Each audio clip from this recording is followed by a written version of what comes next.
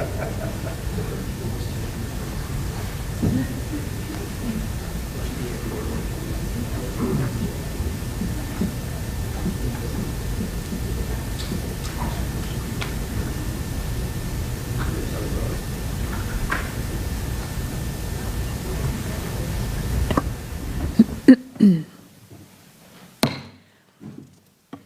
Committee on Homeland Security Subcommittee on Border and Maritime Security will come to order. The subcommittee is meeting today to examine policies that impact the Department's ability to secure the border. I now recognize myself for an opening statement.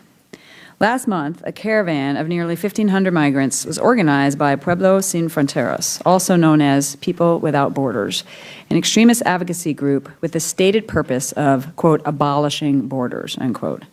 Under the guise of humanitarian action, this group facilitated the movement of a migrant caravan traveling more than 2,000 miles through Mexico towards the southwest border of the United States. The caravan began in Tapachula on the Mexico-Guatemala border with the express purpose of traveling to the United States and entering our country, be it by illegal entry or utilizing loopholes in our immigration laws. The reality is that this type of activity is happening every day in smaller numbers and without the media fanfare. Our asylum process is broken, rife with fraudulent claims. Individuals who arrive at our border have no need to dodge our border security efforts because our policies make it all too easy for them.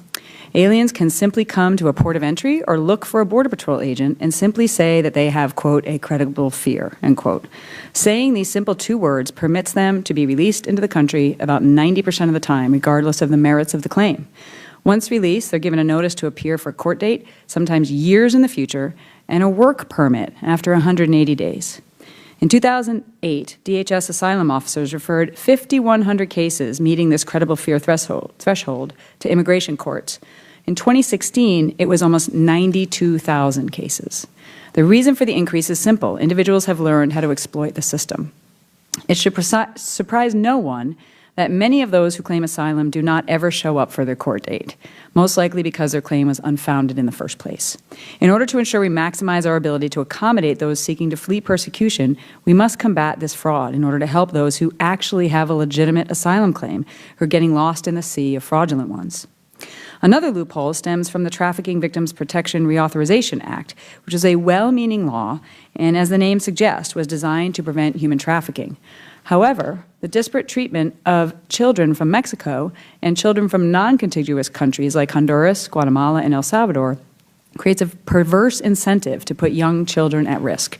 We must end that loophole that puts children in the hands of smugglers who abuse them along the way to our border. Once these young people arrive, they are vulnerable to gang recruitment, especially the notorious MS-13, given the weakness of the vetting done on those who sponsor those children. Dangerous gangs such as MS-13 are not the only ones benefiting from these loopholes. Drug cartels control the illicit movement of people and narcotics that cross our borders. Every single migrant, whether an unaccompanied child, family unit, or single adult that illegally crosses the southwest border enriches the cartels and assists their growth and their lethality. The number of illegal border crossings during the month of March and April show an urgent need to address these glaring loopholes. We witnessed a 300% increase from April 2017 compared to April 2018, and a 37% increase from last month to this month, the largest increase month to month since 2011. Traffickers, smugglers, and extremist advocacy groups are exploiting these weaknesses and putting individuals who are falling victim to crimes perpetrated by bad actors who are making their way in. In addition, if we do not address this situation, we will be confronted by another generation of DACA-like people in the near future. When I was in the Air Force, I traveled all over the world, and I saw desperation and poverty that most Americans cannot fathom. Countries around the world are dealing with extreme violence, war, and gangs. And as human beings, we may be moved to help them, often through the work of charitable organizations or ministries. But the truth of the matter is that we cannot bring everyone who is suffering here. The very definition of a country is one who controls who and who does not enter. We are a nation of immigrants, and we welcome with open arms approximately 1 million legal immigrants in our country every year. However, we're also a nation of laws, and we cannot sit idly by as our borders are overrun by lawlessness. The time has come to build a policy wall alongside the physical wall to force those seeking to immigrate to the United States to do it the right way, the legal way. Congress must act to change our immigration policy and to close these loopholes. Last September, the Speaker appointed me and 7 other members, including our chairman, to a working group tasked with addressing this issue. We spent countless hours diving into our broken immigration and border policies. For the last 9 months, we've been working and refining the bill that became the Goodlatte, McCall, McSally, and Labrador bill. This bill is strong on border security, closes these legal loopholes, and ends the insanity on the border. I've received assurances from leadership that our bill will be brought before the House for a vote in June. I look forward to its consideration on the floor. The Chair now recognizes the ranking member of the subcommittee, the gentleman from Texas, Mr. Vela, for any statement he may have. Thank you, Chairwoman McSally. I'd first like to address the title for today's hearing.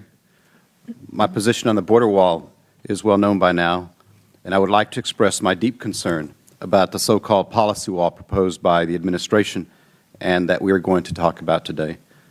As with the physical border wall, the need for a policy wall is unclear to me.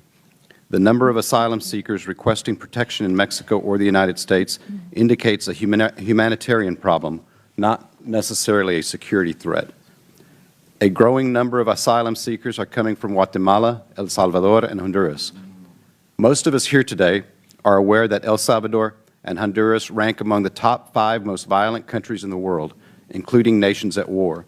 Even former Secretary John Kelly acknowledged the dangerous and complex conditions on the ground in the Northern Triangle before he joined this administration and during his confirmation hearing. The characterization that the levels of people seeking asylum are unacceptable is confusing. Blaming and punishing the people who are seeking protection is inhumane. The conditions leading to a humanitarian crisis are unacceptable, not the people seeking protection. We should be redoubling our efforts to work with international partners to fix the source problem.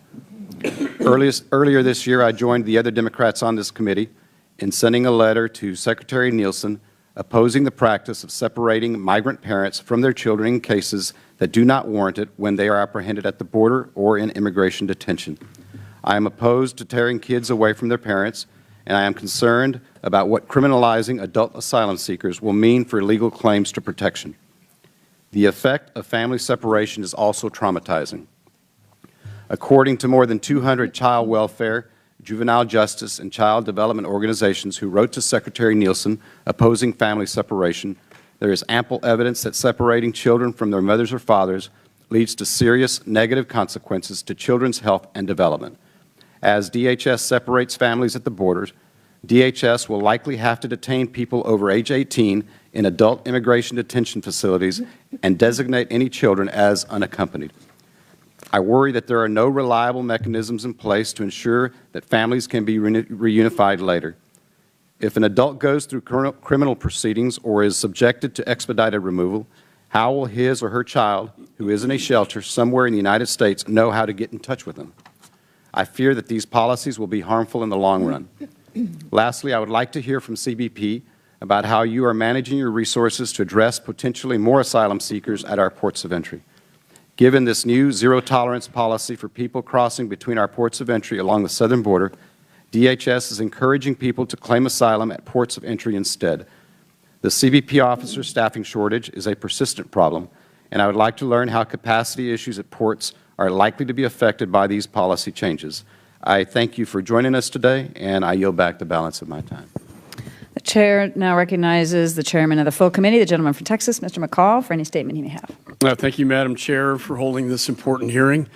Almost 2 months ago, a caravan of more than 1,000 Central Americans began a 2,000-mile journey from Guatemala and Mexico border headed towards the United States.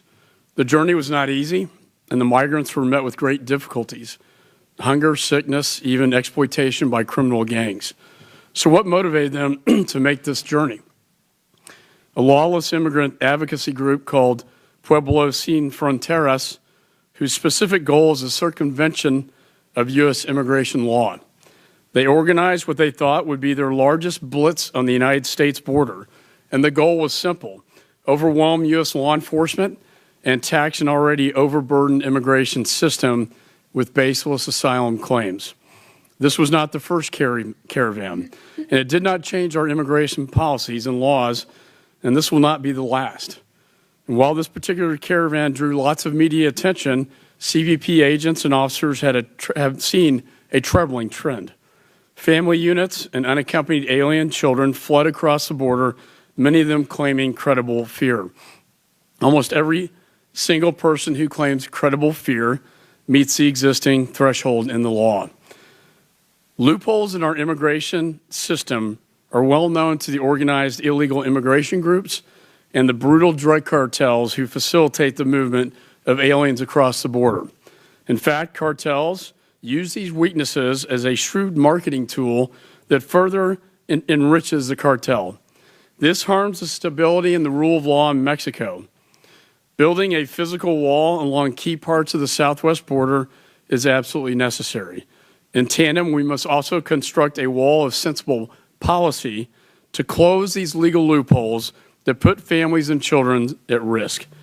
Last month, we saw the number of illegal border crossings triple over the same period as last year. We have to take dramatic action to reverse this disturbing development. I was pleased to see that the department recently enacted a zero-tolerance policy for those that come here illegally. Prosecuting those who enter the country illegally is the right policy. This will send a powerful message of deterrence to those who are trying to take advantage of our immigration laws. We have used prosecution successfully in the past, and I know that myself as a former federal prosecutor. Under Operation Streamline, nearly every alien apprehended was prosecuted. And when that policy was enacted, in every instance, we saw a dramatic decline in crossings. I, along with Chairman Goodlatte and Chairwoman McSally, have proposed a robust border security and immigration enforcement bill to close these legal loopholes that Secretary Nielsen and the Honorable Homan, it's good to see you, sir, have pointed out so many times in the past, so many times. Without changes to the way we treat unaccompanied alien children and family units, and without tightening our asylum standards, there will always be powerful incentives for aliens to come to this country illegally. This must stop. The time for change has come, and I'm committed to working with this administration and other like-minded members to make that a reality. And with that, I yield back. Gentleman yields back. Other members of the committee are reminded that opening statements may be submitted for the record. I ask unanimous consent that the gentlelady from Arizona, Ms. Lesko, a member of the full committee, be permitted to participate in today's hearing. Without objection, so ordered. We're pleased to have three distinguished witnesses before us today. Mr. Ron Vitello is the Acting Deputy Commissioner of the U.S. Customs and Border Protection. Previously, he served as the Chief of the U.S. Border Patrol. As its Chief Operating Officer, he was responsible for the daily operations of the U.S. Border Patrol, assisting in planning and directing nationwide enforcement and administrative operations. Mr. Thomas Homan became the Deputy Director and Senior Official performing the duties of the Director in January of 2017. Mr. Homan is a 33-year veteran of law enforcement and has nearly 30 years of immigration enforcement experience. He has served as a police officer in New York, a Border Patrol agent, a special agent with the former U.S. Immigration and Naturalization Service, as well as a supervisory special agent and Deputy Assistant Director for Investigations at ICE. Mr. Francis Cisna was sworn in as Director of USCIS on October 8, 2017. Recently, he served as the Director, Immigration Policy within the DHS Office of Policy, during which time he was selected for a detail to the U.S. Senate Judiciary Committee, where he worked on immigration-related legislation. Prior to that, Mr. Cisna served as Acting Director and Deputy Director, Immigration and Border Security Policy in the DHS Office of Policy. The Chair now recognizes Deputy Commissioner Vitello for 5 minutes to testify. Thank you. Chairwoman McSally, Ranking Member Vela, distinguished members of the subcommittee, thank you for the opportunity to appear before you today to discuss the efforts of U.S. Customs and Border Protection to achieve our strategic and operational border security objectives. My fellow witnesses have decades of practical experience, and I'm grateful to work with such dedicated professionals to secure the homeland. Tactical infrastructure, including physical barriers and complementary capabilities, have long been a critical component of CBP's multi-layered and risk-based approach to securing our southern border.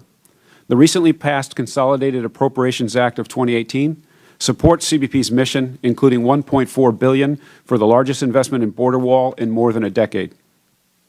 We are eager to put this funding to work to improve our nation's security and encourage Congress to continue to support investments in the high-priority border wall system. In addition to our border security mission, CBP plays a key role in our nation's immigration continuum. We look forward to working with Congress on the legislation needed to enhance the security of our nation, ensure effective immigration enforcement, and protect American workers and taxpayers. These legislative needs have a direct impact on CBP's ability to perform our mission. In accordance with the Department of Justice Zero Tolerance policy, Department of Homeland Security Secretary Nielsen has directed CBP to refer all illegal border crossers for criminal prosecution. CBP will enforce immigration laws set forth by Congress. No classes or categories of aliens are exempt from enforcement. The number of individuals apprehended while trying to enter the country illegally in between the established POEs and those presenting themselves without entry documentation along our southern border increased by 40% from February to March 2018. When compared to March 2017, the increase is an extraordinary 203%. The effort and hours used to detain, process, care for, hold UACs and family units distracts our law enforcement officer deployments, shrinks our capability to control the border, and make the arrest of smugglers and drug traffickers and criminals much more difficult. To enhance CBP's capability in southwest border sectors, the Department of Defense, in conjunction with border state governors, has begun deploying the National Guard to assist in stopping the flow of deadly drugs, other contraband, gang members, criminals, and illegal aliens into the country. Initial forces are already on the ground assisting CBP. We are working with DHS headquarters and DOD to ensure a seamless coordination of effort. With the support of Congress and in close coordination with our partners, CBP will continue to secure our nation's borders through a risk-based deployment of infrastructure, personnel, and technology. We offer every assistance working with Congress on the legislative changes that will help fulfill our missions. I want to take a moment to thank and recognize the men and women of CBP. They vigilantly carry out their border protection responsibilities professionally and with an integrity deserving of the public's trust.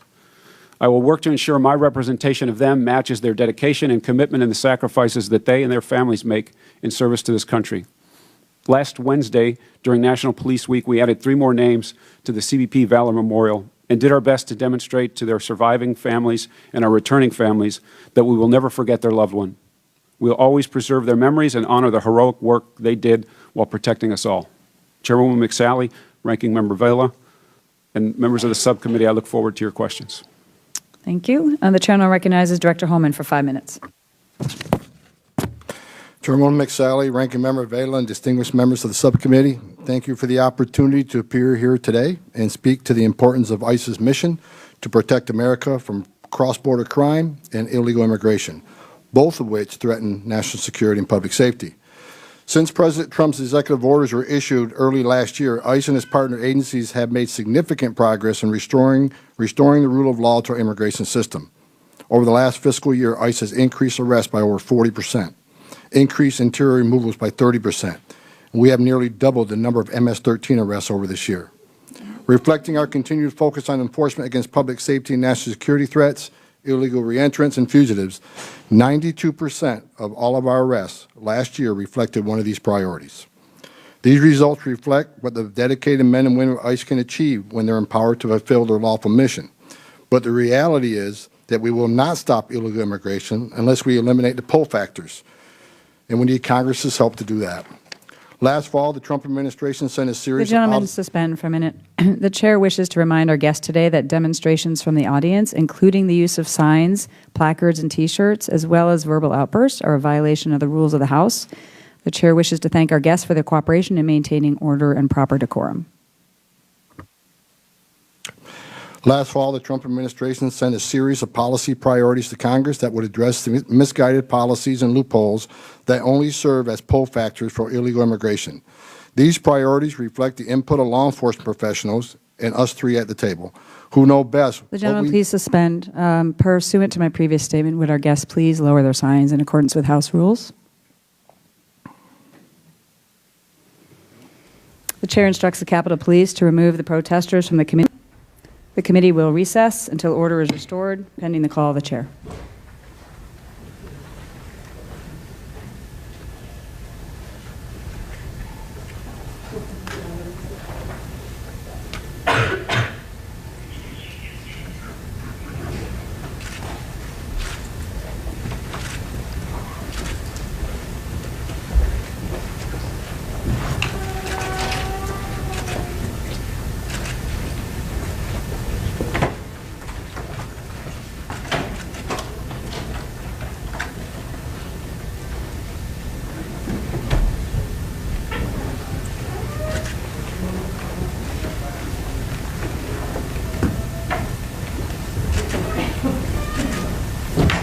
Committee will come to order. Director Holman, please continue. Do you want me to start, or you want me to start where I ended, ma'am? You can start where you left off. Okay. Last fall, the Trump administration sent a series of policy priorities to Congress that would address misguided policies and loopholes that only serve as pull factors for illegal immigration. These priorities reflect the input of law enforcement professionals who know best what we need in order to close the loopholes and eliminate the magnets for illegal immigration. Us three at the table actually authored much of what was sent up to the Hill. This administration rightfully listened to us. I know that many of you agree it's time that Congress do the same. Entering this country illegally is a crime. If there are no consequences for sneaking past the border, overstaying a visa, skipping immigration court, or even committing crimes while in the country illegally, then there's going to be no integrity in the entire system. One major pull factor we need to address is the policies governing the processing of unaccompanied alien children, we call UACs, and family units, and the legal constraints that impede their removal from the country. These policies ultimately encourage more parents to subject themselves and their children to dangerous criminal smuggling organizations, and we unfortunately have seen that reflected in the recent uptick in border apprehensions of UACs and family units. Since the Flores decision, ICE has been severely constrained in the way we can process and detain minors, as a result, family units. So we are often forced to release them, which all but guarantees they will skip their court dates or not abide by the court's decisions and not be sent home.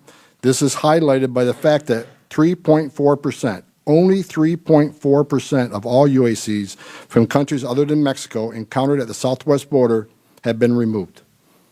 While ICE and our interagency partners have made progress this past year on reducing the number of countries who refuse to take their citizens back, we also need a solution that will allow us to detain dangerous criminals whose home countries won't take them back. As a result of a 2001 Supreme Court decision, Zabidas versus Davis, even illegal immigrants who are violent criminals can be released from our custody and back into the community if their home country won't take them back. That loophole can have tragic consequences, and we need Congress to help us. We also need to address the dangers posed by sanctuary jurisdictions that needlessly risk innocent lives to protect criminals who are illegally present in the United States. Sanctuary policies are shielding criminal aliens and immigration violators from enforcement by refusing to honor ICE detainers or allow ICE access to their jails. For those who claim they want ICE to focus solely on arresting, detaining, and removing criminals, it defies common sense to prevent us from taking custody of them in local jails and prisons. But that is exactly what's happening in sanctuary cities. To be clear, ICE is not asking law enforcement to do our job. What we want is access to a jail to talk to somebody that we know is here illegally in violation of federal law, that committed yet another crime, and it's incredibly frustrating. As a result of these policies, my officers are forced to make more arrests out in the community, at homes and workplaces. Those arrests are riskier for both the public and for law enforcement, and they increase the likelihood that ICE will encounter other illegal aliens who previously weren't on our radar. In other words, policies aimed at restricting or minimizing ICE's direct engagement in the community is actually having the opposite effect by forcing ICE to increase its presence in those very same communities. These policies also undermine cooperation and partnership between federal, state, and local law enforcement, which should be working together to uphold our shared priority of protecting the public safety. I'm encouraged that many of our law enforcement partners throughout the United States have expressed their opposition to these types of policies and continue to find ways to work with us. I want to make sure everyone here today understands that sanctuary cities do not protect the immigrant community. They do not make the community safer. They do the exact opposite. Finally, it is my hope that Congress will support the administration's request for more ICE personnel and resources so that we can continue the progress we made over the past year within existing resources. These issues aren't just about enforcing law. They're also humanitarian issues because we know the journey to the U.S. can often be dangerous and deadly. And unless Congress works with us to address these concerns, we're going to see more caravans, more people making that dangerous journey north, more people will die entering this country. I've said it many times, there's a right way to come to this country and a wrong way. It's ICE's job to make sure that those who used to come into the United States illegally are found, arrested, and if ordered by the immigration judge, removed. That's the oath I have taken, along with the other 20,000 law enforcement officers in ICE, who are constantly attacked simply for doing their congressionally mandated jobs. In closing, as you know, I'll be retiring from federal service next month after 34 years as a federal law enforcement officer. It's been the honor of my life to lead this agency and the 20,000 men that work in this agency. They're American patriots by the very fact they leave their homes every day and put their safety at risk to protect their communities. I will continue to be a strong advocate for the workforce and for the ICE mission, and I urge Congress to work with ICE and the administration on the issues I've highlighted here today. I want to thank you again for giving this opportunity to testify and look forward to answering any questions. Thank you. Thanks, Director Homan. The Chair now recognizes Director Sisna for 5 minutes.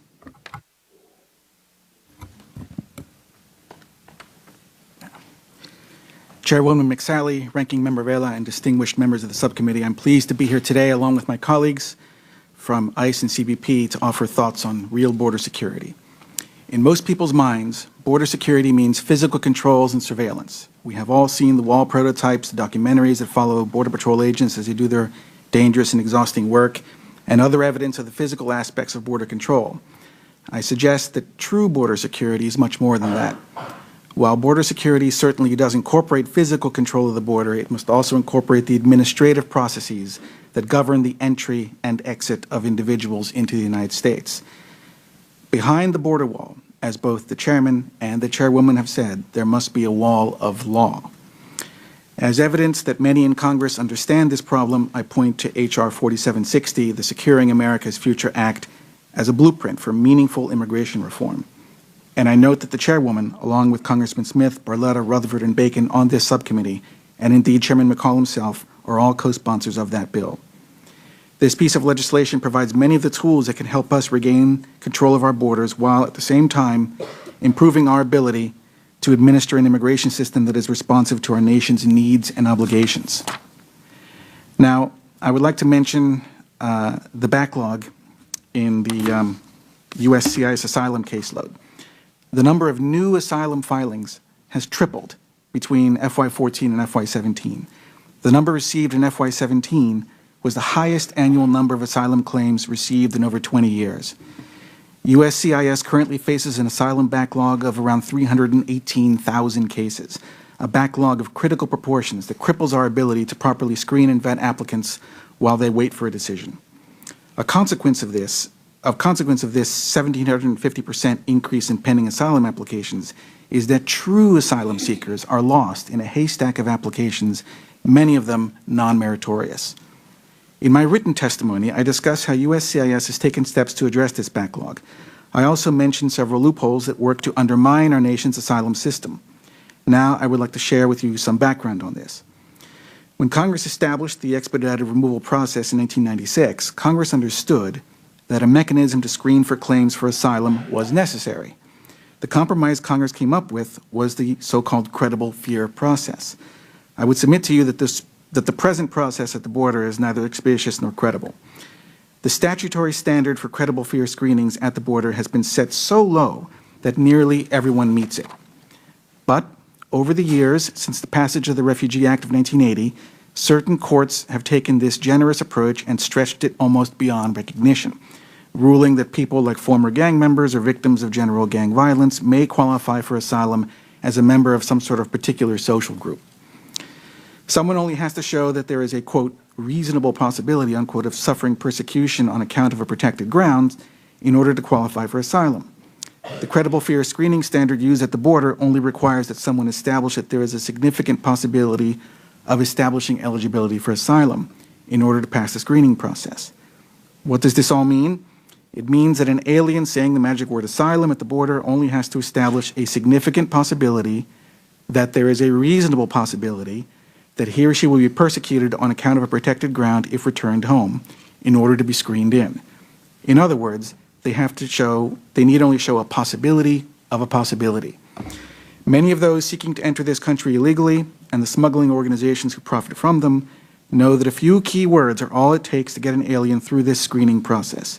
It should be no surprise, therefore, that we have seen a 1,750% increase in the number of fear claims being made in the expedited removal process between FY08 and FY16.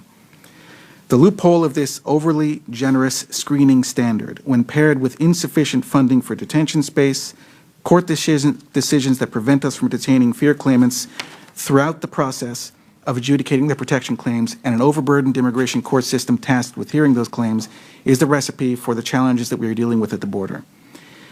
The evidence that the present system is being gamed is obvious. According to data from the Department of Justice, Executive Office for Immigration Review, through mid-January of this year, 56% of pending cases they have that originated from credible fear reviews that were conducted by USCIS still had not filed asylum applications.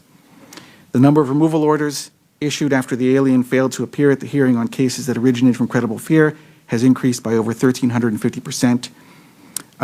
Finally, as announced by EOIR last week, the approval rate for defensive asylum cases was only 20% and is only 22% for the first 2 quarters of FY18. Secretary Nielsen has called on Congress to work with her to quickly pass the legislation to close these legal loopholes, and the asylum loophole just described are some of them. These are being exploited to the detriment of the integrity of our immigration system. Like Secretary Nielsen, I stand ready to work with any member of Congress who seeks to support DHS's mission, secure our country, and correct these problems. Thank you.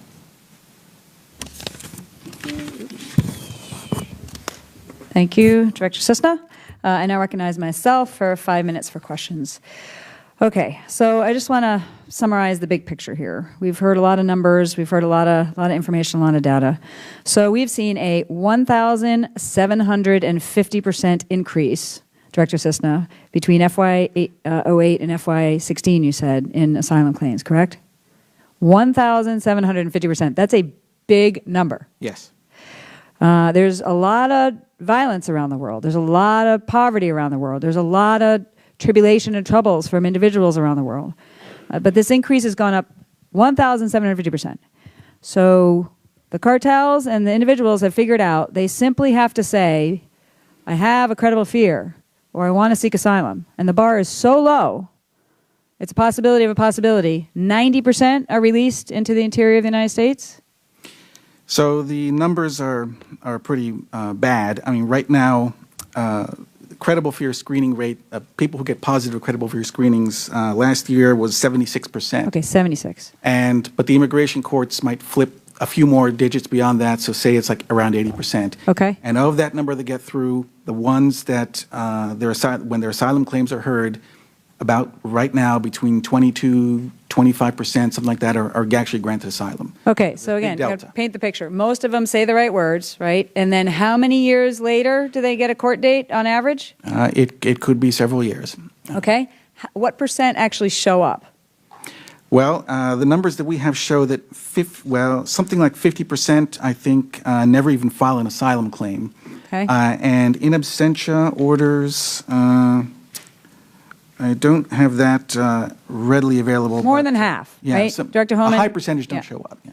Yeah, I looked at those numbers this morning. With family units, UACs, Yeah. approximately 80% are the absentia orders issued by the Immigration Court, which means 80% don't show up in court. So I'm just trying to paint the picture here. Significant numbers are coming in. They're saying the right words because the bar is so low. They're then released into the interior of the United States with a court date years in the future. The vast majority don't show up for that court date. And for those who do, only 20%, a little over 20% are actually granted asylum. Yes. So, I mean, our system is being used for people to be able to just drive a Mack truck through those loopholes. I think the problem goes back, as I said in my oral statement, to the very beginning of this process. The whole idea of the credible fear system was to give some protection to people who had legitimate fear of persecution in their home countries when they were at the border, so that they wouldn't be expeditiously removed with everybody else. But the reality is that the number of people coming to the border seeking this type of protection and making these types of claims is greatly overwhelming our ability to hold them throughout the process. And if you can't hold them, you have to let them go. And if you let them go, you end up with the problem. Right, and just for everybody's understanding, I mean, the asylum claim, the asylum law is very specific that you personally are going to be persecuted because of your race, religion, nationality, membership in a particular social group, or political opinion. You personally, when you go back to that country, not that your country's in poverty, not that your country has violence in general. I just want to allow you to elaborate on that. That's correct. You have to demonstrate that you have fear of persecution, that there's, at the credible fear stage, that there's a significant possibility that you will be persecuted on those grounds. As I said in my oral remarks, the courts have stretched those grounds a lot in the decades since, and the basis for asylum into our country is very generous. The credible fear standard is even more so. So, Director Cisna, if you are fleeing from a country because of this persecution in one of these 5 categories and your life is in danger, as soon as you step foot into another country, say Mexico, wouldn't that be a safe place for you to settle? Well, what I and Secretary Nielsen and others have been saying for a while now is that people who are fleeing persecution in their country should seek refuge in the first safe country they come to. And that's the basic point, yes. Thank you. Exactly. That's the whole point. If you really are legitimately fleeing because you're personally being persecuted, then as soon as you are in a safe country, you should be processed there. Can you share like what Mexico is or is not doing related to this and increased in partnership on this topic? Well, for the past several years, Mexico does have an asylum system. It does have a working asylum system. And we at CIS have for several years now sent people to Mexico to help them build their capacity to expand and improve their asylum processes. And we continue to do that. We continue to have discussions with them about that. People do ask for asylum and receive asylum in Mexico. And as I say, we at CIS are helping them to the degree they want and need help from us to accomplish that better. Okay, great. I'm out of time. I'm going to come back in another round, though. The chair now recognizes the ranking member, Mr. Vela. Thank you, Chairwoman McSally. Commissioner Vitello, family separation is very concerning to me, and with this new zero tolerance program announced by the Attorney General, can you please explain the criteria CBP personnel are supposed to use to verify family relationships? Essentially, the agents and officers use whatever information is available to establish familial relationships. Sometimes these people have documents, sometimes they don't. When it's in question, when we don't believe that there is a familial relationship when a minor is involved, we'll refer that minor to HHS as an unaccompanied minor. As it relates to day-to-day operations, it's typically their statements along with documentation, and our officers and agents work to verify that. And when we can't, then we let HHS sort the individual as an unaccompanied minor. Now, I don't know if you can answer this question because this actually may be a question best suited for CBPOs, but is the process different for families who present themselves at the ports of entry versus those that are apprehended by Border Patrol between the ports of entry? Between the ports, we're now referring anybody that crosses the border illegally. So Border Patrol is referring 100% of the people that cross the border illegally to the Justice Department for criminal prosecution.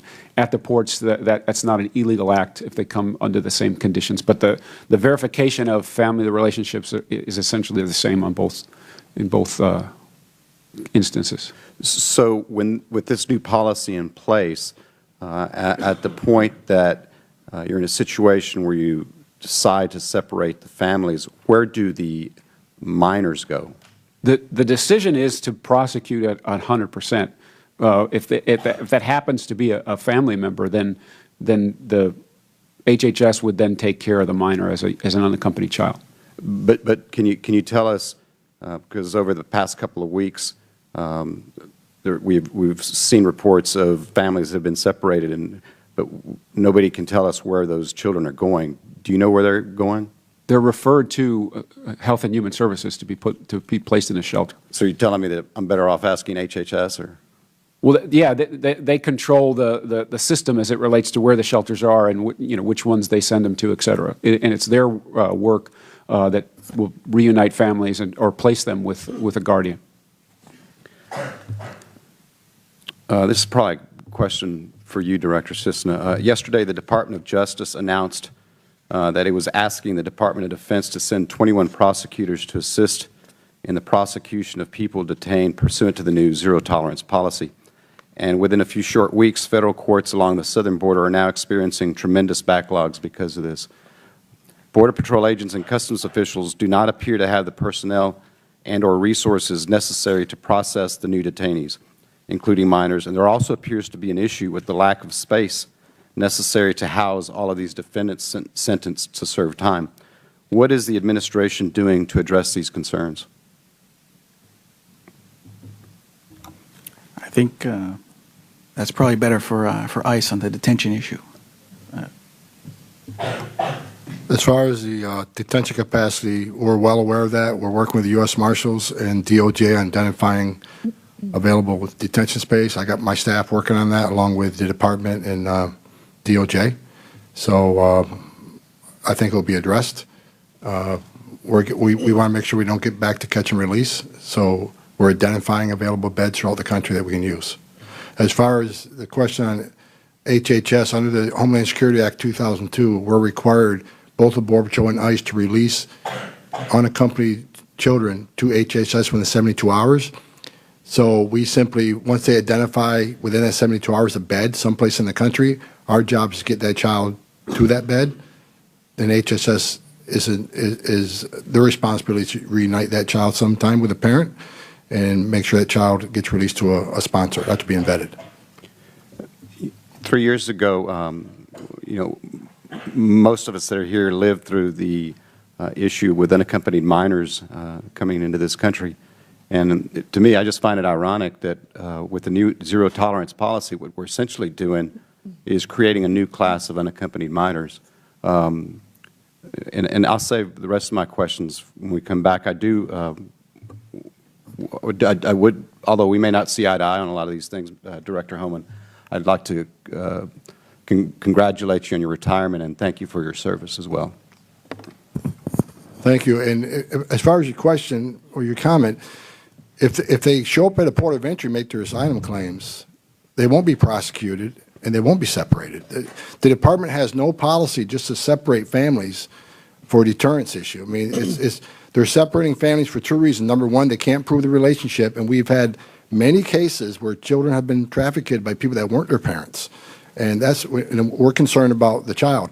The other issues are when they're prosecuted, then they're separated. So I just thank you for clarifying that, sir. Are you saying that with the new zero tolerance policy, that at the ports of entry, that children are not being separated from parents seeking asylum? Not 100%. What I'm saying is we separate children from parents on two situations. Number one, they don't have evidence that they're actually a parent or legal guardian. And as I said, we've had cases where children were trafficked by people claiming to be parents but weren't. So we want to protect those children. The second issue, if the parent is prosecuted, then we have to separate them because the parent goes to U.S. Marshals and we have to go. The children go to HHS. So it's not a policy based on deterrence. It's a policy based on these two issues: prosecution and can establish a relationship. And I'll just add, if they choose to use the port of entry, then the prosecution, that's not against the law, so prosecution won't be contemplated in those cases. Okay, well, I'm out of time. Thanks. I yield back. The chair now recognizes the chairman of the full committee, Mr. McCall from Texas. Thank you, Madam Chair. And Director Homan, let me thank you for your many years of stellar service to our nation. We all congratulate you on your retirement and look forward to working with you in the future. When you talked about sanctuary cities, it just reminded me when I was a young counterterrorism federal prosecutor after 9/11, working with the Joint Terrorism Task Forces. And a lot of times we couldn't prove material support to a terrorist. So what we would do in many cases was we were able to get them on an immigration violation and deport them from this country. What I worry about what's happening in California, and I wrote an article that California is building the wrong wall, is that they're building a wall between federal law enforcement and local law enforcement. The idea that we would defy an ICE detainer because this is a criminal alien, and yet the state has decided we're going to defy federal law enforcement. To me, I think the supremacy clause applies, and eventually we're going to win this in the courts. But what can you tell me about the danger, not only to your agents that have to chase these people in the streets, but the danger from a counterterrorism standpoint? Well, there's two issues here, and we always get wrapped around the immigration issue, right? That a local state agency has chosen to arrest somebody, take their freedom away, and lock them in a jail cell. And if we know they're here illegally based on some fingerprint submissions, we should have access to that person so we can enforce our law. They've already chosen to arrest them, so apparently they think they're a flight risk or public safety threat because they locked them in a jail cell. We should have access to that jail like every other federal agency does. DEA, FBI, they all get access. ICE should be no different. So I agree 100% on that. The other issue that's not talked about so much is how does the sanctuary cities affect criminal investigations, terrorism investigations? We've had law enforcement agencies that have left the JTTFs because we have HSI agents who work for ICE sitting on that task force. Right. We, as part of the California sanctuary law, we have lost our access to the Cal Gangs database. It's a California state database that has all this information on gang members, including MS-13 and numerous gangs. We can no longer access that database because of these laws. So it affects greatly national security and public safety and the criminal investigative aspect of that. You've had cities out there that passed policies in their city. They're not allowed to assist ICE in any way whatsoever. And I think that's a point we need to be making as well as the Kate Steinle incident, but I think murder, but we should also be talking about the national security. I've got a map I want to point out that I thought was going to be up on the board. It has to do with special interest alien pathways into the United States. This was given to me, I think, from your agency, Director Homan. This, DHS was created as a counterterrorism. This is what keeps me up at night, is when you look at special interest aliens coming from Pakistan, from Turkey, from Syria, from Iraq, from Moscow to Africa, into the Western Hemisphere with flights on air, sea, and land, and then the pathway up into the United States. We know that thousands, it's in the thousands of these special interest aliens try to make it per year. This is why I think closing the legal loopholes is so important, because it does no good if they get in and you can't deport them. It does no good if you can't prevent them from coming in the first place.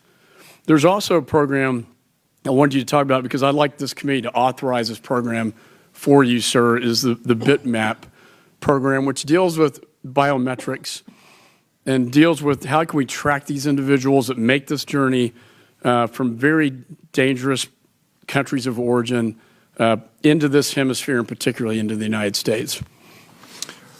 Well, I agree with you on this chart. That's the issue, right? If we learned anything from 9/11 Commission, law enforcement needs to be talking together, coordinating, sharing information. These sanctuary city laws prevent that from happening. So 100% agree with you. I'm glad you brought up. It is not just an immigration issue.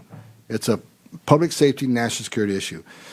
As far as these illicit pathways, that's the reason, as you know, after 9/11, you're exactly right. Immigration authorities got most of the people that are involved with terrorist activities arrested because the FBI are still working on the cases for that.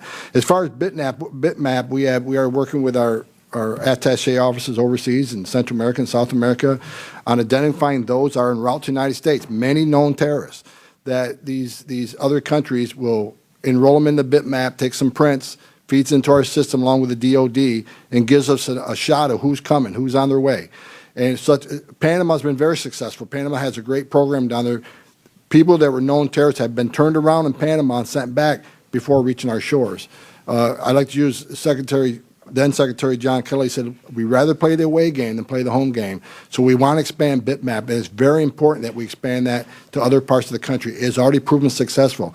It is already proven people that want to do harm to this country have been stopped on their way rather than at the border or inside the United States. So a significant investment needs to be made there. Yeah, I couldn't agree more. And Madam Chair, I look forward to working with you on authorizing this important program.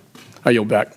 Thank you, Mr. Chairman. The full committee chairman yields back. The chair now recognizes Mr. Correa from California for 5 minutes.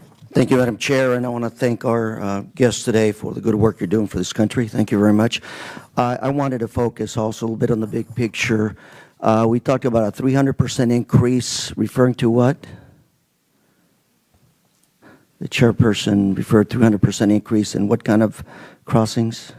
In the family units and unaccompanied children. What were the actual numbers? I can get that to you. I probably have it here, but with about 240,000 apprehensions so far this year. About a third of those would be people not from Mexico who are unaccompanied children or part of a family unit. And we talked about 1,750% increase. Was that fiscal year 08 to 16?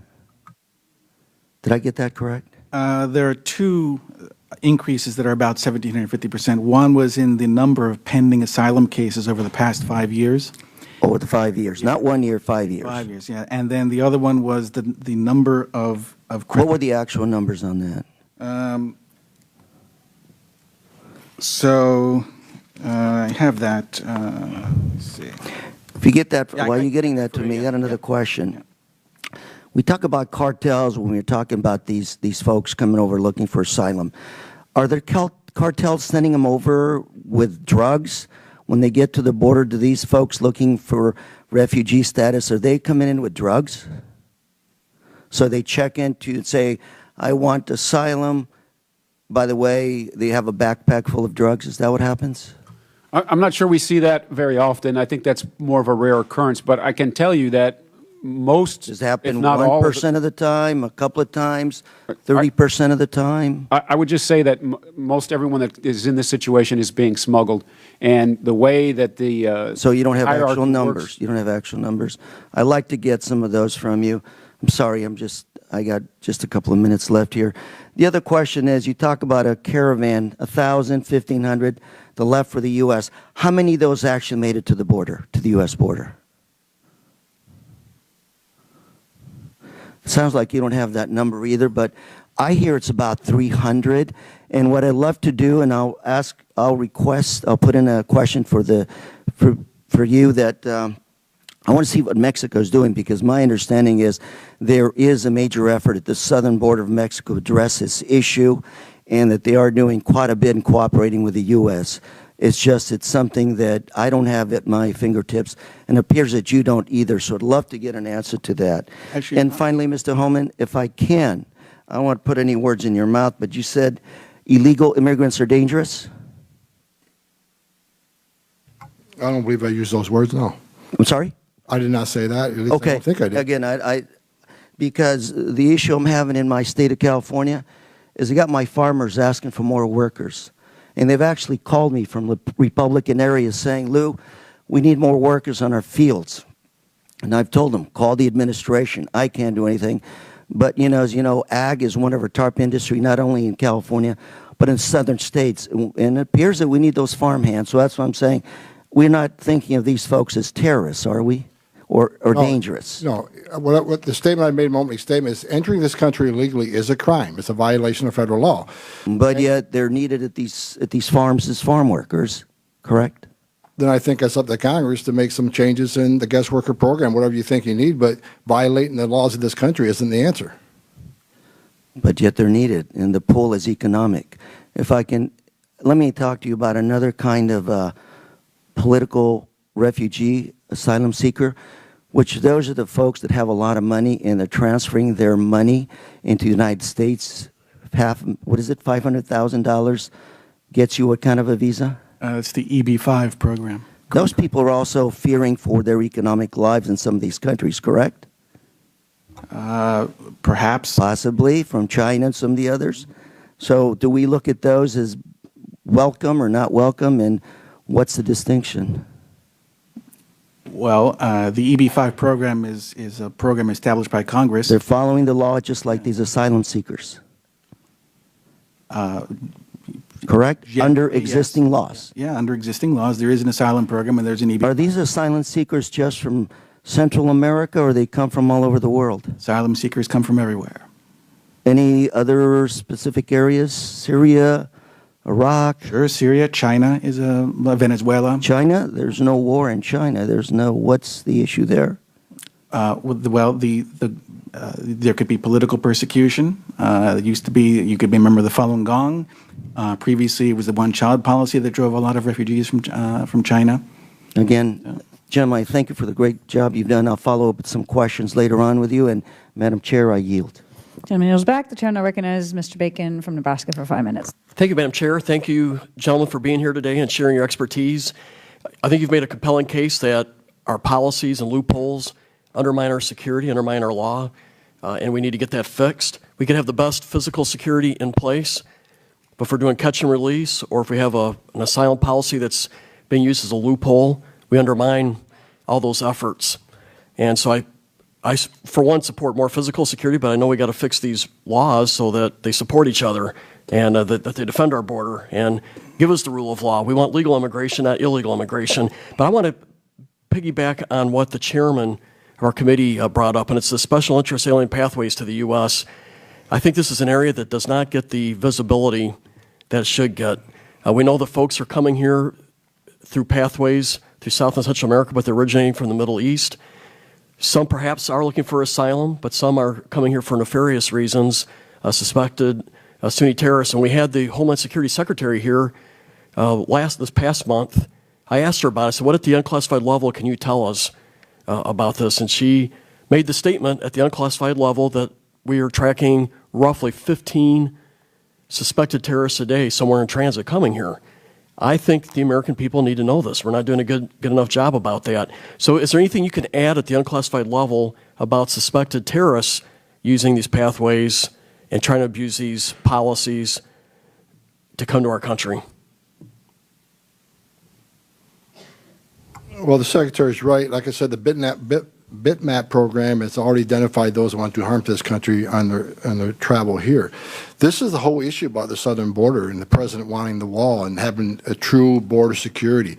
The question from the gentleman from California was, criminal cartels move product. They don't care if it's just an illegal alien looking for farm work, whether it's drugs, whether it's weapons, or whether it's a terrorist. They're in the business of moving product into the United States illegally, and that's how they make their money. So when you talk about sanctuary cities that dangle that carrot out, that you get to this city and you'll be you can even commit a crime, you'll be protected. We're bankrolling these very criminal organizations that have murdered Border Patrol agents, murdered my agents, smuggled guns, smuggled weapons, and can smuggle terrorists. It's the same illicit pathways. That's why when we talk about border security and border wall and closing these loopholes, that's why it's so important. It's, as I said earlier, it's just not an immigration issue. It's a national security issue because the people that want to do harm to this country are going to use those same pathways that are being bankrolled by a lack of a strong policy. Okay, given what the Homeland Security Secretary said, let me just ask point blank, have we caught suspected terrorists trying to enter our country through these pathways?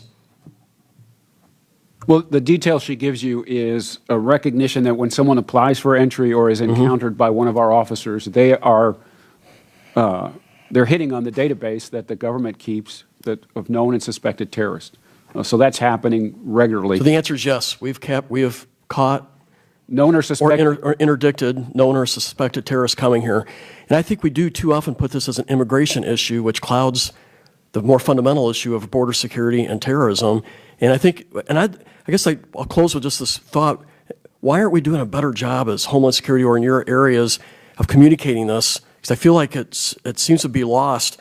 I think if the American people knew of the magnitude of terrorists from the Middle East trying to come through our southern border using these alien pathways to the U.S. that in this handout, it would change the discussion. It would raise the support levels for what we're trying to do to improve our physical security and policies.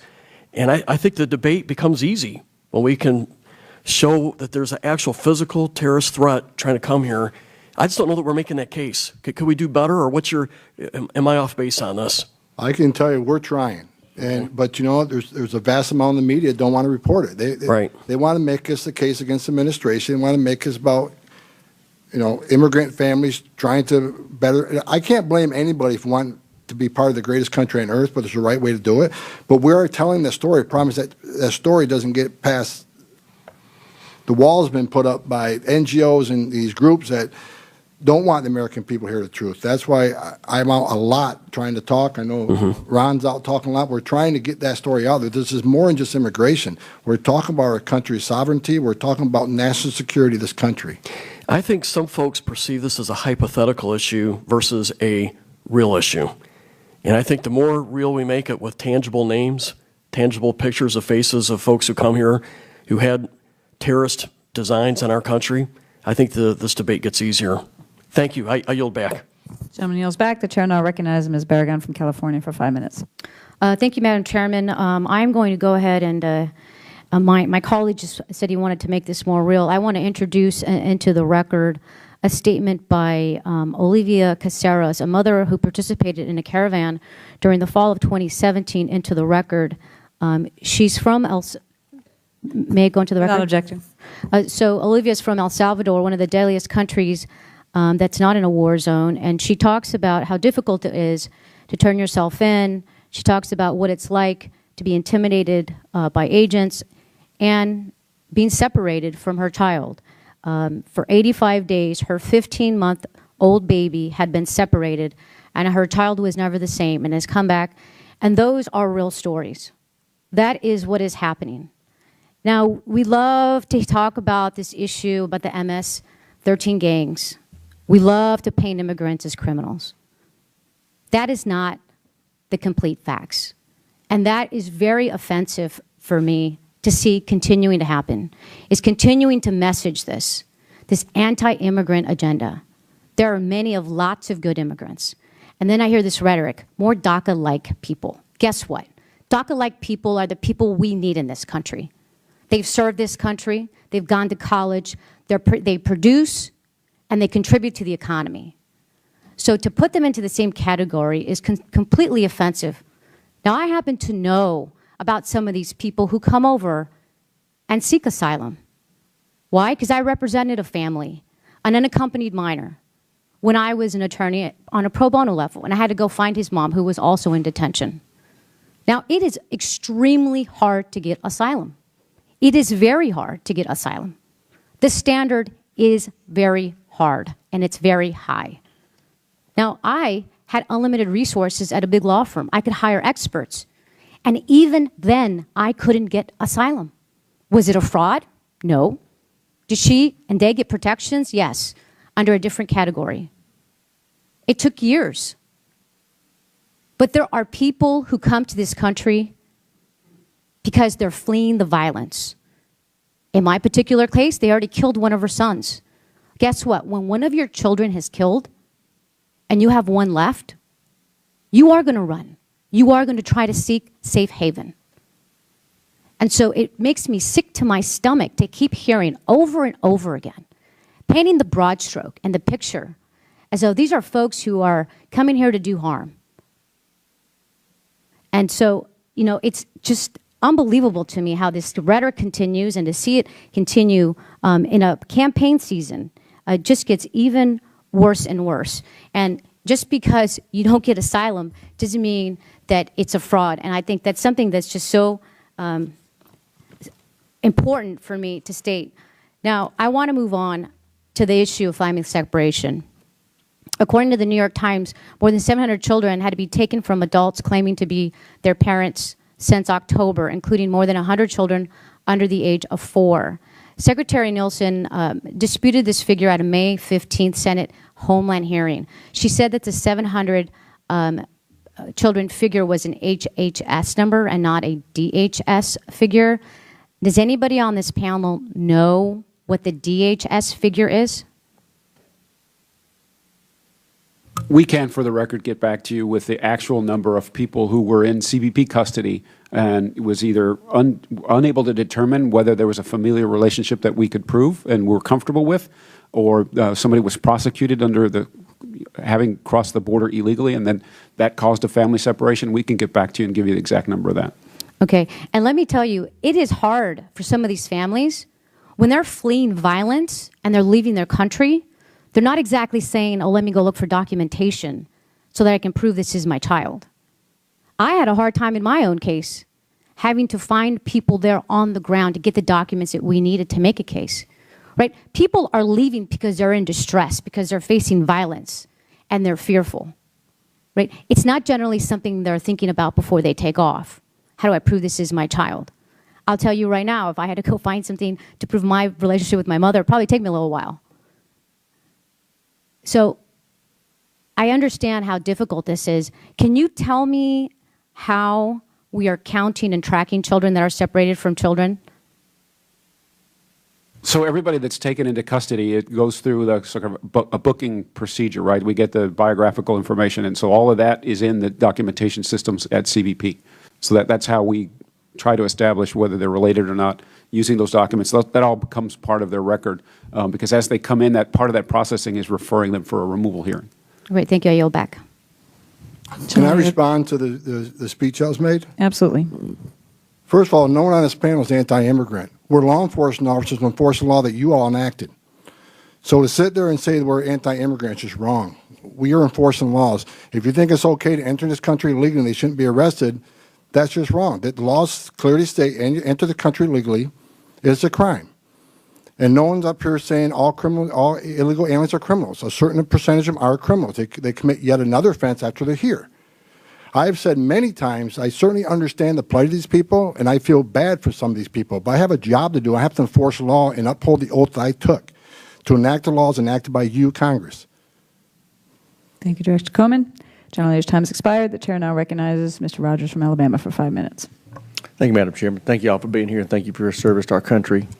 I understand that, and y'all may have talked about this in your opening statement. I was a little bit late, and I apologize for that, that in March, nearly 1,500-person caravan, mostly Hondurans, started on a mission to make a 2,000-mile trek to our border that was organized by some sort of radical advocacy group. Is that accurate, the characterization of that caravan? And they came through Mexico to get to our southwest border, and under the pretense that they were in danger. Was there evidence that they were in danger once they were in Mexico that y'all are aware of? Do you know how many of that group made it to the port of San Ysidro? Yes, my staff gave me the number. Congressman Correa had the same question. Our records indicate that we arrested, crossing illegally between the ports of entry, 122 people who claimed to be part of the caravan. And then 333 of them presented themselves at the port of entry and claimed asylum. Do you know if any of those individuals in that caravan petitioned Mexico for asylum? In discussions with Mexico, they did resettle some of the original group. Do you know if any of that roughly 500 that you just described tried to stop and stay in Mexico? I don't know. Director Cessna, do you know how many of these immigrants have received an initial determination of credible fear in the United States? Yes. USCIS received, referred to us from ICE, so far, a total of 327 cases of people that we think were part of this so-called caravan. At least they self-identified, or we had evidence that they were. Of those 327, we have completed 216 of these credible fear screenings, and of that, 205 got positive screenings. Amazing. Do you have any estimate, Mr. Botello, of how many immigrants in that caravan may have slipped through and are now in the country that we just don't have a handle on? I don't know that number. Okay. I know, but I'm sorry. Back in 2010, President Obama, National Guard down to the border in a support capacity. Wasn't a whole lot said about it, but recently when President Trump did the same thing, there was a big fuss made about it. What exactly is the role of the National Guard when they're working at the border in concert with CBP? Much like the previous deployments that we got great assistance from the National Guard, we're specifically asking for a number of things. The aviation support is some of the biggest percentage of what they will give us will be in that. There are also a number of roles in sector headquarters and at stations, helping us watch the screens that the camera feeds come into, the comm centers, helping us dispatch, and we're looking at other roles for them to play. But it's essentially that kind of support that allows us to then redeploy the agents that might have to do that work. So it gives us a bit more capacity in the locations where they're doing that work instead of Border Patrol agents. Mr. Botello, do you believe that a physical border wall is effective in stemming the flow of illegal immigrants into our country? It has been very effective, and we expect it to continue to be. Do you believe that in addition to a physical wall, security systems that support that wall are effective in deterring illegal immigration into our country? When the President directed us to make those plans, all of the estimates and all of the action planning that we've done is in fact that. It is a system that brings a number of capabilities. Impedance and denial by the wall itself, access and mobility, so roadways and avenues toward the border get there conveniently. a number of agents are part of the requests that we put forward. You have to have all three of those things, personnel, technology, and infrastructure, to make it successful. At present, does CBP have the resources physically and financially to secure our southwest border? Across the board, no, but we're using all of the money that the 2018 appropriation gave us to improve conditions as it relates to those three: personnel, technology, and infrastructure. It seems to me that this caravan that got so much publicity was a manufactured event to try to exploit our southwest border. Would that be a fair characterization, given that those people for weeks were traveling, and once they were out of Honduras, seemed to be out of harm's way? It does highlight the discussion about loopholes. These folks, you know, a number of them knew that when they made that claim for asylum that they were going to be released into the country. Yeah, it's unfortunate. Thank you, Madam Chair. I yield back. Gentleman yields back. The chair now recognizes Ms. Demings from Florida for 5 minutes. Thank you so much, Madam Chairwoman, and thank you to our witnesses for being here. It's good to see you again. Commissioner, I would like to address how unaccompanied minors, how they have reasonable fear interviews are conducted. As a former social worker, a former law enforcement officer, and a former crimes against children detective, I have seen children who experience confusion, fear. Sometimes they're even silent after experiencing trauma. I'm sure that we all here understand these challenges and want to make sure that CBP agents have training and the resources necessary to screen unaccompanied minors with the care and consideration that every child certainly deserves. What is the status of CBP's efforts to address and implement GAO's 2015 recommendations for Border Patrol agents and OFO officers to screen unaccompanied minors? We've made a number of improvements since 2014 and have responded to GAO's requests and agreed with a lot of the findings. There's a number of training curricula out there for agents to use in the interview setting when they're with family units and unaccompanied minors. And so there's a online course that agents have to take that's mandatory. There's some specific training, and then the skills that agents use. So we try to make sure that the people who are doing that interview and that those processes are trained and have the heart to do it. Most of our workforce, all of our workforce speaks Spanish. More than half of them are native speakers, if you will. They're Latino or Hispanic people, and a lot of them are family. So we understand, you know, from that human perspective, the situation that these children are in, and do everything we can to make them feel comfortable. And we've made a number of improvements in the enforcement systems to record when people are fed, when their interviews are taking place, whether they got a chance to, you know, how long they've been in our custody. So we've improved the systems and the accountability within the systems, and then invested in some facilities that are specifically designed for this population. And since 2014, how would you critique the success of the training that you do have in place? How do you feel it's working, and what adjustments, if any, have you made since then? We've gotten better, and the system adjustments and the things that we've done to make sure that those facilities, I mean, they're Border Patrol stations. It's where people are getting arrested and interviewed before they move on through the system. And so we tried to understand that this population is a bit different than the larger population. I think we've done a good job in making those adjustments. Okay, thank you. Director Homan, under what circumstances does ICE detain or otherwise assume custody of individuals apprehended at or near the southwest border? And if you talked about that earlier, I'm sorry I was late, so if you could just... ICE is appropriated for the detention of those in the country illegally. So everybody that Border Patrol apprehends, if they do not immediately remove them, then we'll get custody of them and we'll detain them until they have the hearing. Okay, and that's on a case-by-case basis. We don't detain everybody. It's flight risk and danger to the community. If Border Patrol process them per expedited removal processing, they're mandatorily detained, so we'll detain them.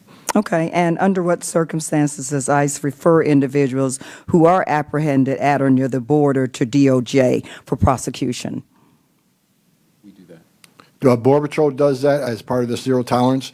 We will present people with prosecutions if we criminally arrest somebody and charge them with a crime. We'll present them. But as far as the zero tolerance, Border Patrol is doing that work. Okay. did you want to add to that? So based on the attempt to end catch and release, the Justice Department put out word through their system, and then the Secretary followed that up with direction to CBP to refer all border crossers in between the ports of entry. Anybody that enters the country illegally will be referred for prosecution. Okay, thank you. Chairwoman, I yield back. Chairwoman yields back. And now we're going to start a second round here. Director Cisna, just I want to go over the numbers again of the people in the caravan. You said 327 were referred for asylum processing, I think you said. 216 were screened, and 205 received a positive screening? That's correct. So far. So far? Yeah, so there may be more cases coming, Right. but that's what we have so So far. of the 216 screened, 94.9%, because of this very low bar of proving a possibility of a possibility, have made it through. Where are they right now? Have they been released into the interior of the United States?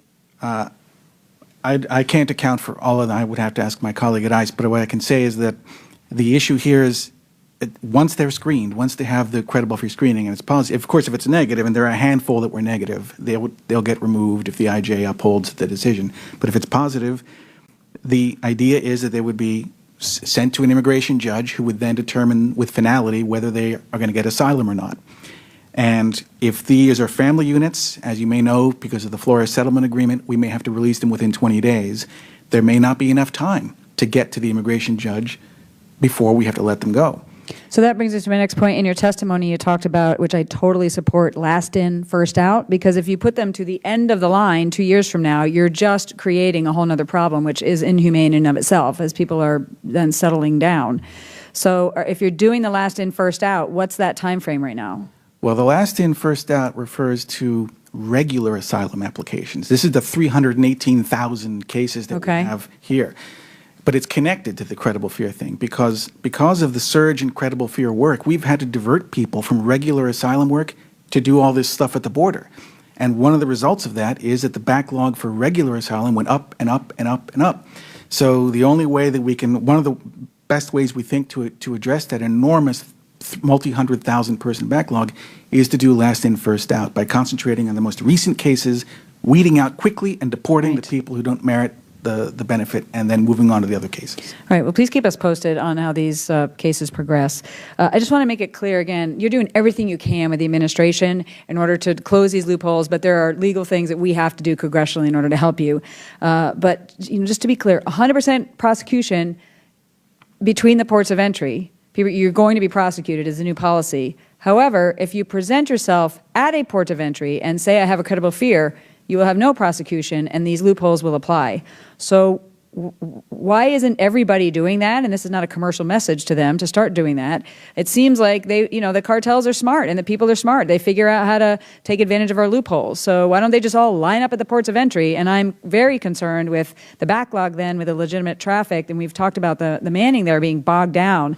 And what the heck is preventing us from, I know they're on U.S. soil then, from sort of backing up and just working with Mexico and saying, turn around, you're in Mexico. If you have a credible fear, work with them. We are in discussions for that exactly. Mexico has done some in this as it relates to the caravan. They do quite a bit for us on the southern border, but obviously there's a lot more to do. There's a lot more work to do on both sides. And so, yeah, we would prefer that people don't make the journey at all. But Safe Third is a way for this to get solved. And we think that to clarify, you mean safe third country where they do their claims in Mexico? Correct. Yeah. Correct. And the 100% prosecution, that may drive more traffic to the port of entry, but it's a safer condition. They don't have to go into the hands of a smuggler to be in that situation. We think that's better for everyone. Is there anything we can do, though, to put some staff sort of right at the actual international boundary and to work with Mexico right there so that we're not, having to process all of them without us passing an act of Congress? So what we're trying to do now is regulate how many people come to the port and where they come. So we're in discussions with them. That is by national agreement. We have several agreements with Mexico on how to repatriate people and when people are refused at the port and those kind of things. So we're having those discussions with them now. Again, the bottom line is we really don't want people to make this journey. Exactly. Director Cisna, two more questions. For those who are claiming a false asylum claim. You talk in your written testimony about how there's no teeth to that. So can you talk a little bit about that? And also, in your written testimony, you talk about how you're concerned about people filing now, realizing this loophole, and they've been in the interior of the United States now for maybe up to 10 years, but they're realizing if they say they have a credible fear, it gives them a work permit, and this is now a workaround for them to go from being illegal to being legal using this loophole. Yes, there are many, many such loopholes. The one you just referred to is, this is for regular asylum cases. It is well known that if you file for asylum and 6 months go by and we haven't heard your case, you get a work permit. So a lot of people, we believe, do this on purpose because they know that the backlog is so huge that we'll never get to their case. They get a work permit and they can wander around working freely in the economy for as long as it takes to hear their case. Now, many of those people have legitimate claims, many don't. And the people who don't clog up the whole system for the people who do, making the granting of their correct benefit delayed. So for those who don't have a legitimate claim, they've been in the country illegally for a long time. They've now identified a loophole. They can just apply, say they have a credible fear, apply, and within 6 months they now have a legal work permit. Yes, and some people, in fact, apply for asylum on purpose, knowing they don't have a good case, not because so much they want the EAD, the Employment Authorization Document, but they intentionally want to get thrown into immigration court. And they want that because there's certain avenues of relief that you can get in immigration court that they think that they can get. One is called cancellation of removal. So they file these bogus claims on purpose intentionally to get into court, and that also clogs up our system. So we're wrestling with that as well, trying to get through those cases as quickly as we can. Okay, and last, you went over, so I'm going to go over a little bit more. But just on the no teeth to the false asylum claims, can you just speak to that? Well, if you file a false claim, usually the penalty is you receive a notice to appear in immigration court and you'll get deported. What we would like at DHS and what we've proposed is that there be more teeth, there be more penalties put onto fraudulent claims. We also want the definition of what constitutes a fraudulent or frivolous claim. It doesn't necessarily have to be fraudulent, it's frivolous claim as well. If that were better defined, we could weed out with greater efficacy these bad cases that clog up the system for legitimate asylum seekers. Thanks, and I just want to mention that tightening that up is in our bill, the Secure America's Future Act. That's right. If I can add to that, ma'am, one thing ICE is in the process of doing, we're going to step up our enforcement against family units that have final orders removal. They've had their due process. They've been order removed by the immigration judge. Of course, I expect a lot of letters saying why are we targeting families and not criminals, but if they're given their due process and a federal judge makes a decision, if we don't execute those decisions, there's no integrity in the system. So you're going to see a lot more enforcement here in the very near future on that. Thanks. Chair now recognizes Mr. Vela for 5 minutes. Thank you, Madam Chairwoman. And I ask for unanimous consent to enter statements from the Church World Service, Amnesty International, the National Immigration Forum, the American Immigration Council, and the National Domestic Workers Alliance into the record. Without objection. Commissioner Fratello, kind of as a follow-up to the question about the distinction in how people are treated at the ports of entry versus between the ports of entry, with the new zero-tolerance policy in place, if someone is apprehended between the ports of entry and claims credible fear, what happens to them? Well, in the situation with zero tolerance, they'll be referred to the Justice Department for criminal prosecution for illegal entry. If they claim credible fear, that's a separate matter. So while they're in custody, they could have an interview by one of Francis's people, or once they're concluded with the U.S. Attorney and the Justice Department, that would be a separate matter for them. Did you want to follow up? Yeah. Just because you're being prosecuted under 8 U.S.C. 1325A doesn't mean that you can't also make an asylum claim. And if that happens, I think what we expect will happen, I don't think we've seen many cases where this has happened yet under the new zero-tolerance policy. That person would go through the prosecution process and then be sent back into ICE detention. At that point, then we at USCIS would interview them in the normal course for their credible fear screening. So they're not incompatible, the two processes. Well, what I'm wondering about is, and you may be familiar with this, Article 31 of the Refugee Convention, right? Which says that the contracting states, and the United States is one of those, shall not impose penalties on account of their illegal entry or presence on refugees who, coming directly from a territory where their life or freedom was threatened, in the sense of Article 1, enter or are present in their territory without authorization. So what's your take on the United States agreement back in 1968 as that would apply to these people that are crossing between ports of entry? My understanding of the principal commitment that we made under the protocols to the convention actually are that we're not going to return people to a country where they may suffer persecution, and we're not doing that. If they make a legitimate claim to asylum, we'll hear it, and we'll do the credible fear screening, and they may in the end get asylum. But that doesn't mean that they didn't violate the law. That doesn't mean that they didn't violate 8 U.S.C. 1325A. And the law is the law. They should be prosecuted and punished for that. But that doesn't mean that they can't also get asylum. And we're not going to throw them back to a country where they can be persecuted if they have a legitimate asylum claim. And we would not be therefore be violating the protocol or the convention. But to be clear, and we may agree or disagree as to whether this is the right thing to do or not, what is happening with these people who claim credible fear between ports of entry, they're being taken right into our criminal justice system, correct? I believe so, yes, right. Commissioner Vitello, on the issue of, we had some discussion about terrorists in the southern border. Last time I checked, we had encountered more terrorists on the northern border than on the southern border. Is that still true, or has that changed? I'd have to look at the data. I think it's probably still true. And you made some reference to the fact that some of the personnel, or a good portion of the personnel in Border Patrol are Spanish-speaking, right? Correct. It's a requirement of the. It's a pass-fail requirement at the academy. So you can understand the serious concern that some of us might have with the incident in Montana here over the weekend, right, where 2 American citizens were questioned about their citizenship just because they were speaking Spanish. So I'm aware of that video. I did watch it on YouTube. I've looked at the full reporting from Havre sector. It happened in Havre, Montana. And just let me start out by saying that there is a policy in the federal government and law enforcement against racial profiling.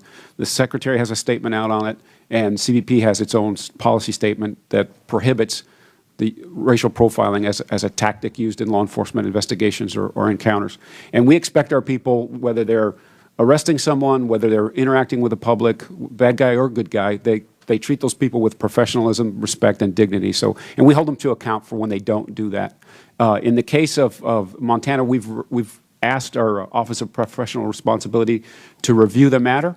And so I don't want to prejudge it. I want them to do all the fact-finding, and then I'm happy to come back and give you the full circumstance about what happened. But bottom line, we expect our people to act with professionalism, and when they don't, we're going to hold them account for that. Thank you. I'll yield back. Yields back. Chair now recognizes Mr. Correa from California for 5 minutes.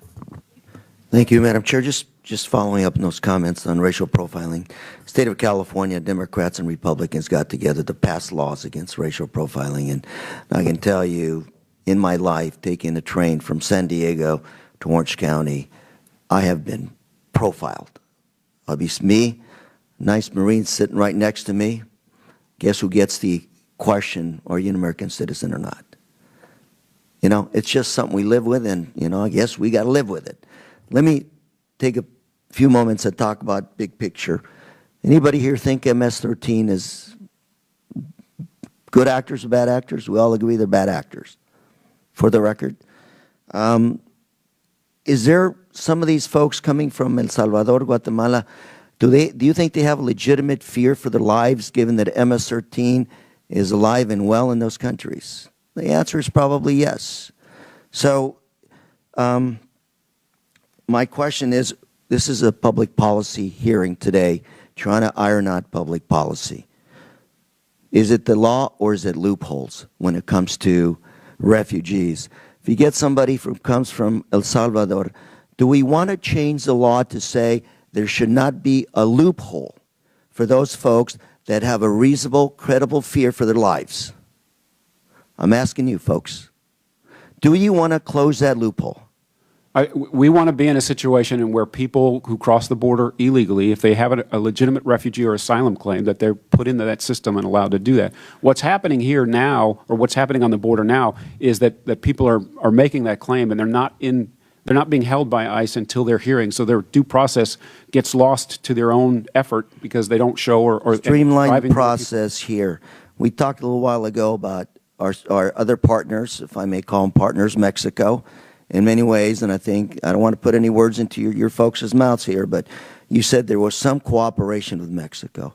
I've talked to folks in your agency, and they tell me that there's a lot of cooperation with Mexico, and that the numbers of those folks coming across in those caravans were drastically reduced by the Mexicans, but they have their own laws that they've got to follow when it comes to humanitarian issues. So my question is, would you advocate a stronger cooperation with the Mexicans when it comes to our national security, including this issue of asylum seekers? Yes, to be precise, we do have a very good working relationship with Mexico. You're the expert, you're policymakers. Do you have any suggestions how we can work with the Mexicans to make sure that, we make this hemisphere a little bit safer for everybody involved? I'm asking you as a policymaker. You're the expert. Give me some opinions. So we're continuing the discussion on all elements of security as it relates to the hemisphere with Mexico. They're a strong partner, and in fact, they've helped us co-host binationally a conference on the Northern Triangle to help them understand what the governance challenges are, where the investments need to be made in that part of the world. And so Mexico is a great partner in that. But Safe Third is one of those things. A Safe Third country, Mexico does have an asylum system. So if it can be strengthened. So the majority of these folks in the caravan get turned back at the Mexican territory as opposed to reaching our border. A number of them did get settled. A majority, because if 1,000 to 1,500 started, and some of us here quoted that, and you said about 300 arrived at the border that we know of, it's more than half didn't get it to the U.S. border. We encountered almost 500 of them, and I'm aware of the media reports and in direct discussion with Mexico that they settled a number of them. But, sir, if I can add, we do need we do need to close loopholes. We need congressional action on making. Is that loophole, sir, or is that changing the law to tighten up on who's a refugee or not? Well, either or. You got. Well, sir, 100% of the people are. Sir, you're here as a policymaker advising us. Do you think the laws are too lax when it comes to whether you fear for your life or not, or is something else that you want to change in these loopholes? Laws are too lax. There are loopholes we need to have addressed. What would you tighten? CIS it's too lax. What would you tighten? 85% and the immigration court only approves 20%. There's something being lost here, and it's if only 20% are winning their claim in front of the immigration court, that shows there's a problem. There's an abuse of the system. Now, I certainly can say that. Do I think some of these people have a solid claim and they're escaping fear? Of course. But I also think many of them are taking advantage of a loophole in a small threshold. And what the problem with that, they're clogging up the system. So there's people in this world that really then is it an issue of enough money being sent to the judicial branch so they can, speedily advocate on these claims? I think it's both substance and process. If you changed nothing but changed the process, that would be a big help. If you kept the system as it was, but at least we could detain people until the full process of their asylum claim was heard. So it's the process, not the loophole. Well, that's one issue, is the process and resources to be able to hold people and, address the Flores settlement situation, address all his resources to hold people as long as it takes to hear their full asylum claim. The other issue is substance. What should be the credible fear standard? I know the Goodlatte bill has a provision in there that talks about divorcing the credibility assessment from the substantive assessment. That would be helpful if that happened. There are other people who would say that the basis of asylum itself may need to be reexamined. That's a separate issue as well. Madam Chair, I yield. The chair now recognizes Ms. Marigon from California for 5 minutes. I heard the comment that the fact that only 20% qualify for asylum means that there's an abuse happening. One of the reasons it could be so low is because these people are not entitled to counsel. And as I mentioned, it is very hard to meet the legal requirements. You almost cannot increase the standard. It is already so high. I actually believe if we gave people counsel, you would see that 20% number increase, and by quite a bit. And so I'm not sure, I don't think the logic follows that because only 20% are granted asylum, therefore there's all these abuses.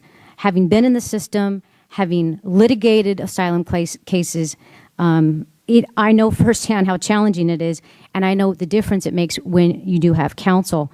Most people who don't have an extremely difficult time because it is so high. I want to go back to the issue of, I think, Mr.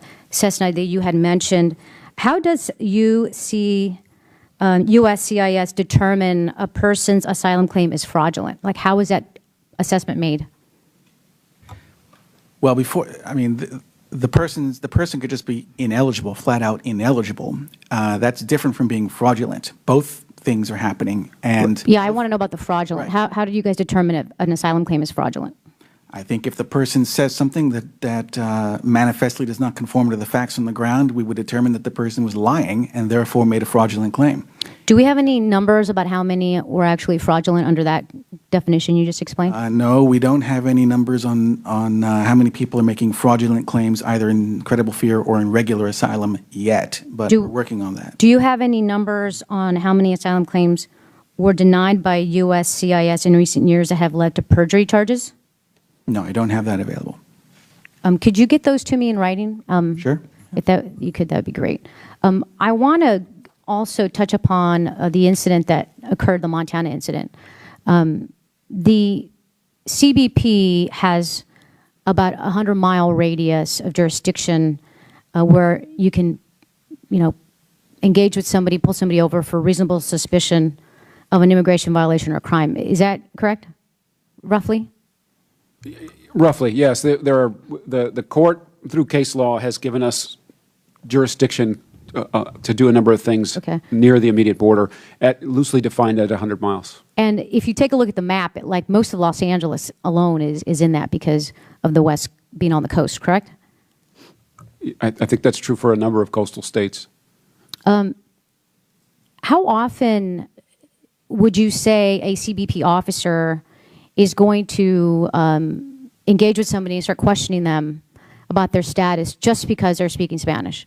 How often do you think that's happening? I don't think it happens very often at all. I think that they're trained to do a number of things and look at a number of factors before they make an encounter, they make a stop for someone. In this case, it was roughly 40 miles or so from the border. Okay, so should I advise my constituents that are within 40 miles of the border they shouldn't be speaking Spanish anymore? No, I wouldn't do that. Okay, what advice could you give? Because look, I speak Spanish. It was my first language. It's actually an asset in this country to be able to speak two languages, especially Spanish. So there's a shortage of actually workers who employers seek to speak two languages, and Spanish is often one of them. I get questions now of, well, does this mean I shouldn't speak Spanish anymore? As somebody who's at CBP, what advice do you think I should give them? I'm not sure. A number of social engagements. I've worked on the border for many years. I speak Spanish myself. It's not something that people should be concerned about if they're here illegally. And in this case, the people actually showed ID, even though they didn't have to, and they were still detained for another 35 to 40 minutes. What is, in that case, what is somebody supposed to do? You've shown your ID, you're still being detained. I would like for our Office of Professional Responsibility to do a complete review of the incident, and then I'm happy to come back or put in the record, if it's done by then, the total circumstance of that case. Okay, if that happens to somebody, are they allowed to pull out their cell phone and just start documenting that they're being withheld for 35 to 40 minutes or whatever it is? Our agents are regularly filmed in the performance of their duties, and CBP has made an investment in changing policy and allowing for us to use incident-driven video recording. So we're going to be investing in and deploying a number of cameras in the workspace. Some of those will be actually worn by agents. And agents are not going to delete the videos, right? there's a whole policy that surrounds how we use the video and how it's stored and collected and et cetera. Great. Thank you. I yield back. The gentlelady yields back. In summary, as we wrap up, I want to thank the gentlemen for their testimony today and their service. We talked today about trying to build the policy wall in order to secure our country, secure our border, and stop having people take advantage of loopholes in the law. To summarize some of those loopholes that we have been working together with you to close, the first is to raise the standard of the initial asylum interview that happens at the border, which is so low that nearly everybody can make it through. The second is to hold individuals as long as it takes for them to have due process in order to process their claim. The third is to make it inadmissible in our country if you are a serious criminal or gang member or a terrorist, which I cannot believe isn't a part of the law, but we actually have to change that law. The fourth is to have a swift removal of you if you are denied in your claim. The fifth is to terminate your asylum if you were to get it, if you return back to your country without any material change in the conditions there. Clearly, if you're afraid for your life, but you go back to visit, then something's not right there. So your asylum should be considered for termination.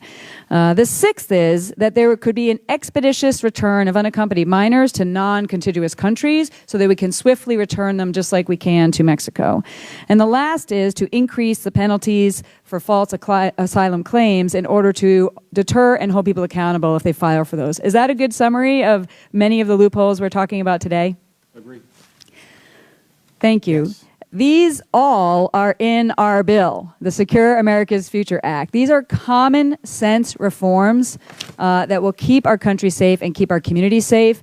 And I just want to encourage, don't have any members left here, all members on both sides of the aisle, look at our bill, read our bill, study our bill, and if you have suggested improvements to our bill, then please bring them to us, and we will work with you in order to get the bill to a place that we can get 218 people to vote for it and get it out of the People's House, the House of Representatives. The time is urgent. As someone who represents a border community who is dealing with these public safety threats and national security threats on a daily basis in the communities that I represent, as you are all and your agents are out there every single day dealing with these threats, the time is urgent. This is not time to play politics with these issues. This is time for people to solve this issue and to close these loopholes to keep us safe. I want to thank the gentlemen for their testimony and the members for their questions. I want to particularly thank Director Holman for your 34 years of service to our country and many law enforcement positions. God bless you in your transition out, and thanks for your service and all you've done for us. Members of the committee may have some additional questions for the witnesses. We'll ask you to respond to these in writing. Pursuant to Committee Rule 7E, the hearing record will be held open for 10 days, and without objection, the committee stands adjourned.